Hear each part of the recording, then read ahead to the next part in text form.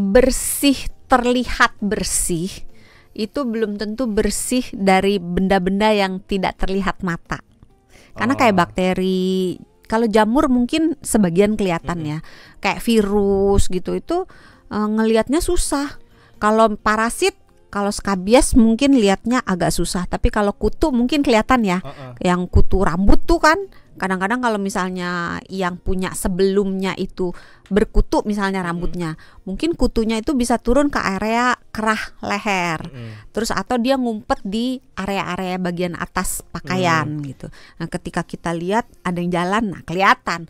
Tapi kalau kayak bakteri penyebab penyakit macam-macam itu nggak selalu kelihatan, walaupun tidak selalu yang terlihat maupun tidak terlihat yang menjadi follower dari baju tersebut bisa menimbulkan gangguan kesehatan di orang berikutnya yang menggunakan, tidak selalu ya.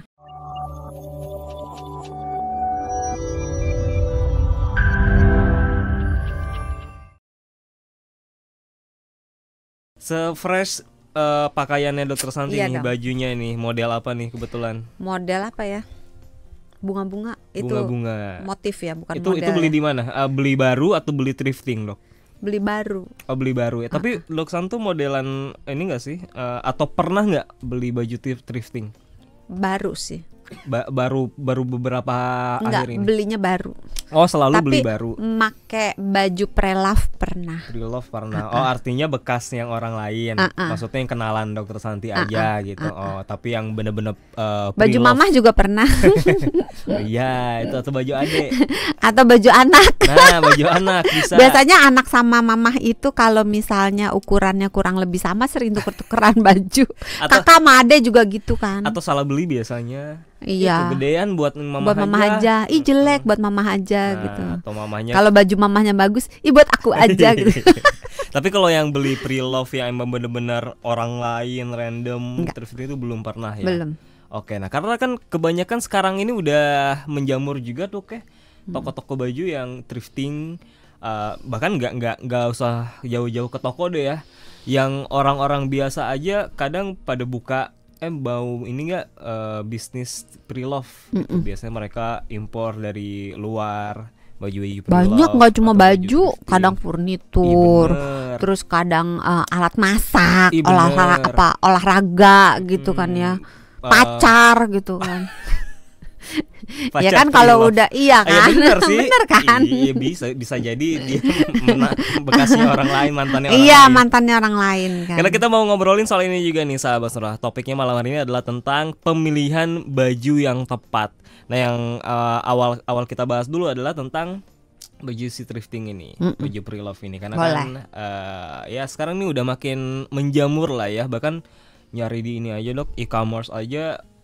Kita ketik thrifting gitu ya atau pre-love langsung banyak banget ya kan, udah bagus lagi. Itu dia murah lagi. Murah. Itu dia dibanding bermerek lagi katanya, awet katanya. Iya. Dibanding kalau kita beli baru kan, kalau yang bermerek bisa 200-300 ribu bahkan ke atas ya kan. Kalau pre-love thrifting itu bisa 100 ribu bahkan di bawah harganya itu bisa murah. Tapi dibalik itu ada potensi kesehatan ya, ya.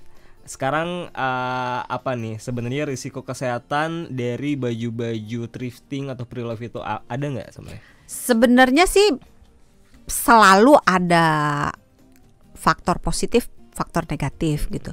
Ya namanya baju mantan dipakai orang lain, tentunya kan ada yang ikut serta di baju itu ketika baju itu digunakan lagi oleh orang yang lain lagi gitu. Ikut serta. Iya. Ikut serta tuh ada pengikutnya. Iya, ada followernya gitu kan. Nah, followernya itu bisa bakteri, bisa virus, bisa parasit, bisa jamur. Nah, enak dong kalau apalagi kalau ditambah sama perkedel. Dioseng ya kan. Pakai jagung muda. Ditambah sama lodeh biasanya. Ntar dimarahin kita nih tuh. Depan kita aja udah marah tuh Wak Uwe katanya. Jamur, bakteri, karena biasanya kalau yang jualan baju pre-love atau thrifting gitu nggak dicuci ya. Ya gimana mau Ada yang dicuci, ada yang enggak, ada juga yang di laundry dulu. ada ya. Iya. Oke.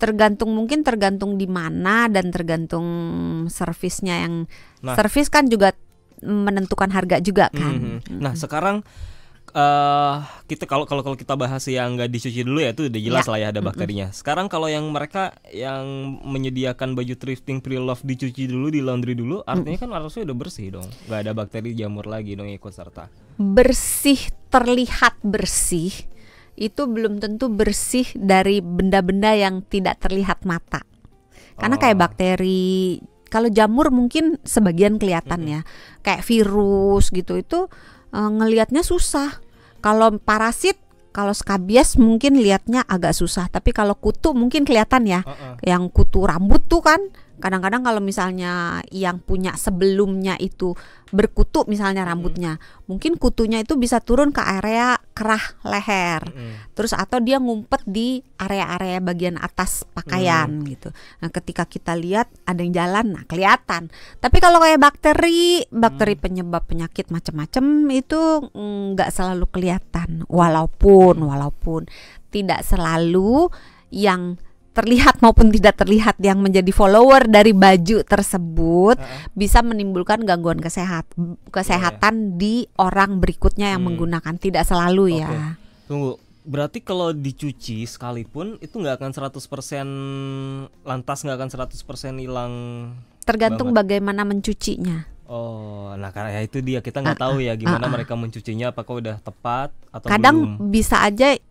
Kalau penjual itu kan yang penting harum, Iya. warnanya tetap kinclong. Yang penting kelihatan gitu. udah kecuci aja ya. Iya, jadi bagaimana cara mencuci, bagaimana cara mengeringkan, itu akan menentukan seberapa banyaknya follower yang masih keikut atau bersih gitu. Iya ya. Kalau plastik ada mikroplastik, kalau bakteri ada mikrobakterinya juga nggak sih, Dok? Bakteri ukurannya beda-beda. Ada bakteri yang sangat kecil, ada yang sedang, ada yang besar. Sama kayak orang lah kan, ada yang kecil, ada yang kayak cuman saya, kecil, ada yang kayak Mas Harya gitu, tinggi, gede. atau kayak Mas Daniel gitu. Benar. Kan. Jadi bakteri juga sama, ada yang kecil, ada yang sedang, ada yang gede gitu.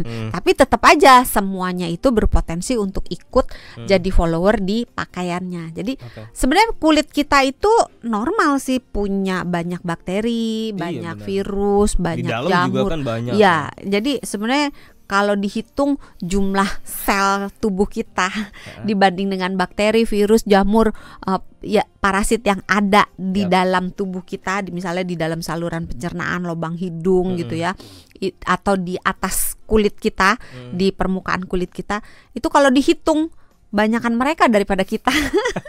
Kalah ya. Kita kalah banyak. Tapi yang tadi disebutkan sama Dokter Santi bukan berarti ingin menunjukkan bahwa beli baju thrifting pre-love itu menjijikan karena banyak bakteri. Justru kita mau mengenalkan supaya Anda bisa aware dulu nih apa yang Anda beli. Bisa menggunakan dengan aman. Nah, supaya Anda bisa sadar dulu apa yang Anda beli itu apa, potensinya ada apa aja.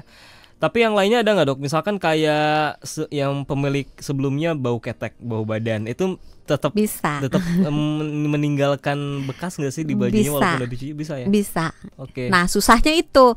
Jadi bakteri sebenarnya kan kalau dibilang bau ketek, bau keringat, bau kaki gitu ya, itu sebetulnya berasal dari kerjasama. Kerjasama dari keringat yang keluar dari tubuh seseorang, yang keringat itu dimakan dalam tanda kutip oleh bakteri-bakteri yang ada di tubuh orang tersebut. Nah, masalahnya keringat sendiri, air keringat itu sebenarnya nggak ada bau. Kenapa dia kadang-kadang suka bau asem, kadang-kadang suka bau gimana gitu, nggak enak gitu, bau menyengat gitu ya. Itu tergantung bakteri mana yang ada di situ yang memakan keringatnya orang itu.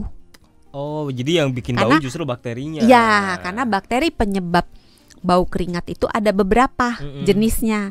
Nah, keringat orang juga beda-beda. Jadi keringet kelihatannya cuman air doang gitu ya. Yep. Tapi beda-beda. Makanya ada kan orang yang keringetnya agak asin.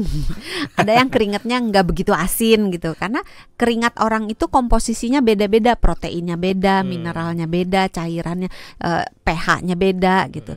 Nah, itu akan menentukan apakah si bakteri penyebab bau ketiak ini yang ketika terbawa di baju yang second yang kita beli, baju thrifting yang kita beli, kemudian kita pakai, si bakteri yang kebawa itu akan sementara numpang imigran gitu ya, masuk ke kulit kita.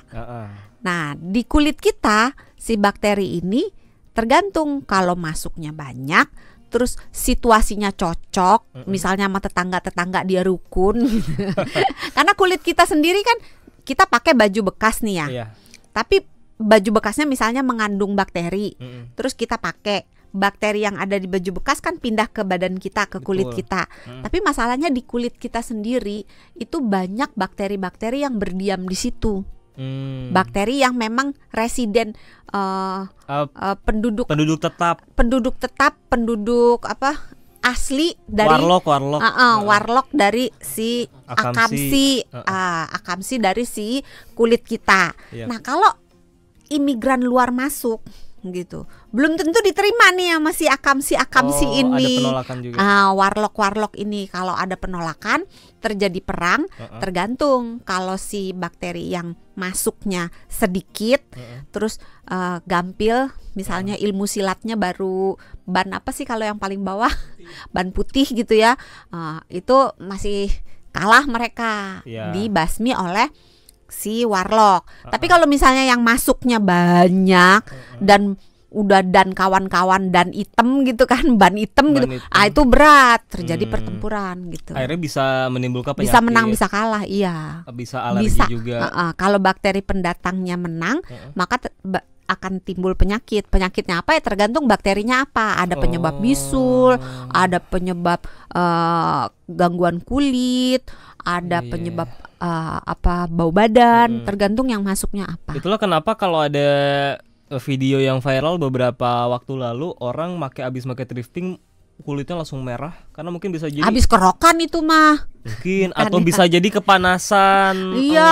atau itu lipstiknya kena baju gitu kan. Itulah pentingnya jangan suuzon ya. Iya, jangan suuzon.